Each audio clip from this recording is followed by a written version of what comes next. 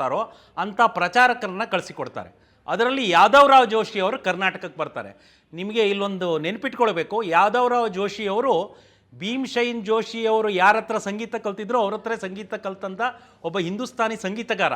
ಅವರೇನಾದರೂ ಅದರಲ್ಲೇ ಮುಂದುವರೆದಿದ್ದರೆ ಅವರು ಭೀಮ್ಸೇನ್ ಜೋಶಿ ಅಷ್ಟೇ ಭಾಳ ಪ್ರಮುಖವಾದಂಥ ಒಂದು ಸ್ಥಾನವನ್ನು ಸಂಗೀತ ಕ್ಷೇತ್ರದಲ್ಲಿ ತಗೊಳ್ತಾ ಇದ್ದರು. ಆದರೆ ಅದನ್ನು ಬಿಟ್ಟು ದೇಶಕ್ಕೋಸ್ಕರ, ಧರ್ಮಕ್ಕೋಸ್ಕರ, ಸಂಸ್ಕೃತಿಯನ್ನು ಉಳಿಸೋದಕ್ಕೋಸ್ಕರ ಕರ್ನಾಟಕಕ್ಕೆ ಬರ್ತಾರೆ ಅವರು. ಕರ್ನಾಟಕದಲ್ಲಿ ಸಂಘದ ಕೆಲಸವನ್ನು ಭಾಳ ಕ್ಷಿಪ್ರಗತಿಯಲ್ಲಿ ಬೆಳೆಸಿದ್ರಿಂದ ಇವತ್ತಿನ ದಿನ ಸುಮಾರು ಜನ ಸಂಘದ ಪ್ರಚಾರಕರು ನೀವು ಕರ್ನಾಟಕದಲ್ಲಿ ಕಾಣ್ಬೋದು. ನಾನು ಈಗಾಗಲೇ ಹೇಳಿದಾಗೆ ಸರಸಂಘಚಾಲಕರಾಗಿ ಸುದರ್ಶನ್ ಜಿ ಅವರು ಮೂಲತಃ ಕರ್ನಾಟಕದವರು, ಆದರೆ ಅವರು ಇದ್ದಿದ್ದು ರಾಯ್ಪುರಲ್ಲಿ. ಆದರೆ ಈಗ ಸಂಘದ ಜವಾಬ್ದಾರಿ ಇರತಕ್ಕಂಥ ಹಲವು ವ್ಯಕ್ತಿಗಳು ಕರ್ನಾಟಕದವರು. ಅದರಲ್ಲಿ ಒಂದು ಸಹಸರ್ಕಾರಿಯಾದಂಥ ಮುಕುಂದರು, ಸರ್ಕಾರಿಯಾದಂತಹ ದತ್ತಾತ್ರೇಯ ಹೊಸಬಾಳೆ ಅವರು, ಮತ್ತು ವ್ಯವಸ್ಥಾ ಪ್ರಮುಖವಾಗಿ ಮಂಗೇಶ್ ಬೇಂಡೆ ಅಂತ ಧಾರವಾಡದವರು ಏನಿದ್ದಾರೋ ಅವರಿದ್ದಾರೆ. ಸುಧೀರ್ ಜಿ ಈಗ ಮತ್ತೆ ಸಹಬೌದ್ಧಿಕ ಪ್ರಮುಖವಾಗಿ ಅಖಿಲ ಭಾರತೀಯ ಜವಾಬ್ದಾರಿಯನ್ನು ಪಡೆದಿದ್ದಾರೆ. ಈ ರೀತಿ ಹಲವು ಜನ ಬೆಂಗಳೂರು ಕರ್ನಾಟಕದಿಂದ ಬಂದಂಥ ಸ್ವಯಂ ಸೇವಕರು ಹಲವು ಕಡೆ ಕೆಲಸ ಮಾಡಿದ್ದಾರೆ. ಸೂರಾಮಣ್ಣ ಅಂತ ಏನು ಸಂಘದ ಹಿರಿಯ ಒಬ್ಬರು ಪ್ರಚಾರಕರು ಇದ್ದರು, ಅವರು ಡಬಲ್ ಗೋಲ್ಡ್ ಮೆಡಲಿಸ್ಟ್. ಅವರು ಇಲ್ಲಿ ಸಂಘದ ಕೆಲಸ ಮಾಡಿ ಇಲ್ಲಿಂದ ಪ್ರೇರಣೆಯನ್ನು ಪಡೆದು ಬಿಹಾರ್ ಅಂತ ರಾಜ್ಯದಲ್ಲಿ ಹೋಗಿ ಸಾಧಾರಣ 15-20 ವರ್ಷ ಸಂಘದ ಕೆಲಸ ಮಾಡಿದ್ದಾರೆ. ಇಲ್ಲಿರ್ತಕ್ಕಂಥ ಸುಮಾರು ಜನ ನಮ್ಮ ಪ್ರಚಾರಕರು ನಾರ್ತ್ ಈಸ್ಟಲ್ಲಿರ್ತಕ್ಕಂಥ ನಾಗಾಲ್ಯಾಂಡು, ಮಣಿಪುರ, ಮಿಜೋರಾಂ ಇಲ್ಲಿ 10-15 ವರ್ಷ ಕೆಲಸ ಮಾಡಿ ಬಂದಂಥ ಸುಮಾರು ಜನ ಪ್ರಚಾರಕರು ಕರ್ನಾಟಕದವರೇ ಆಗಿರ್ತಾರೆ. ಸರ್, ಇನ್ನು ಸಂಘದಲ್ಲಿ ಅವರು ಎಂಥ ಎತ್ತರದ ಹುದ್ದೆಯಲ್ಲಿದ್ದರೂ ಕೂಡ, ಉದಾಹರಣೆಗೆ ಈ ದೇಶದ ಪ್ರಧಾನಿ ಆಗಿರಲಿ, ರಾಷ್ಟ್ರಪತಿಗಳಾಗಿರಲಿ, ಅಥವಾ ಒಬ್ಬ ಸಾಮಾನ್ಯ ವ್ಯಕ್ತಿ ಆಗಿದ್ದರೂ ಕೂಡ ಸಂಘದ ಮುಂದೆ ಅವರೆಲ್ಲರೂ ಕೂಡ ಸ್ವಯಂ ಸೇವಕರೇ. ಇದು ಹೇಗೆ ಸಾಧ್ಯ ಆಗುತ್ತೆ ಸರ್ ಸಂಘದಲ್ಲಿ?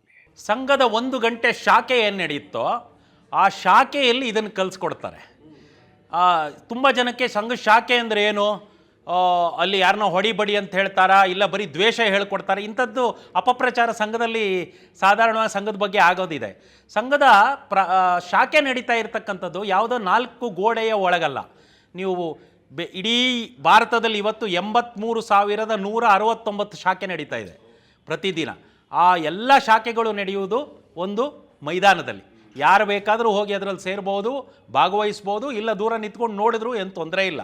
ಈ ಶಾಖೆಯಲ್ಲಿ ವ್ಯಕ್ತಿ ಮುಖ್ಯ ಅಲ್ಲ, ವ್ಯಕ್ತಿ ಏನು ಧ್ಯೇಯ ಇಟ್ಕೊಂಡು ಕೆಲಸ ಮಾಡ್ತಾ ಇದ್ದಾನೋ ಆ ಧ್ಯೇಯ ಮುಖ್ಯ ಅನ್ನೋದನ್ನು ಮೊದಲು ಹೇಳ್ಕೊಡ್ತಾರೆ. ನೀವು ನಂಬ್ತಿರೋ ಬಿಡ್ತಿರೋ, ನಾಳೆ ದಿನ ನರೇಂದ್ರ ಮೋದಿಯವರು ಅವರು ಏನು ಭಾವನಗರದಲ್ಲಿ ಎಲ್ಲಿ ಶಾಖೆಗೆ ಹೋಗ್ತಾ ಇದ್ರೋ ಆ ಶಾಖೆಗೆ ಹೋದರೂ ಕೂಡ ಆ ಶಾಖೆಯಲ್ಲಿ ಅವ್ರನ್ನ ಪ್ರಮುಖವಾಗಿ ನಿಲ್ಲಿಸೋದಿಲ್ಲ. ಆ ಶಾಖೆಯ ಮುಖ್ಯ ಶಿಕ್ಷಕ ಏನು ಹೇಳ್ತಾನೋ ಅದೇ ಕೆಲಸ ಆಗುತ್ತೆ. ಒಂದು ಶಾಖೆಗೆ ಮುಖ್ಯ ಶಿಕ್ಷಕ ಅನ್ನೋನು ಅಷ್ಟು ಮುಖ್ಯ. ಮುಖ್ಯ ಶಿಕ್ಷಕ್, ಘಟನಾಯಕ್ ಅಂತಿರ್ತಾರೆ, ಶಾಖಾ ಕಾರ್ಯವಾಹ ಅಂತಿರ್ತಾರೆ, ಇವರು ಶಾಖೆ ಮುಖ್ಯಸ್ಥರು. ಮೋಹನ್ ಭಾಗವತರು ಕೂಡ ಯಾವುದೋ ಒಂದು ಶಾಖೆಗೆ ಹೋದರೆ ಆ ದಿನ ಅಲ್ಲಿ ಮುಖ್ಯ ಶಿಕ್ಷಕ ಏನು ಹೇಳ್ತಾನೋ ಅದೇ ಕೆಲಸ ಮಾಡಬೇಕು. ನಾನು ಸಂಘದ ಸರಸಂಘಚಾಲಕ ಆದ್ದರಿಂದ ನನಗಿಷ್ಟ ಬಂದಂಗೆ ಮಾಡ್ತೀನಿ ಅಂತಿಲ್ಲ. ಆ ದಿನ ಅವರು ಏನು 1 ಗಂಟೆ ಕಾರ್ಯಕ್ರಮ ಹಾಕ್ಕೊಂಡಿದ್ದಾರೋ ಅದ್ರ ಪ್ರಕಾರನೇ ನಡ್ಕೊಳ್ಬೇಕು.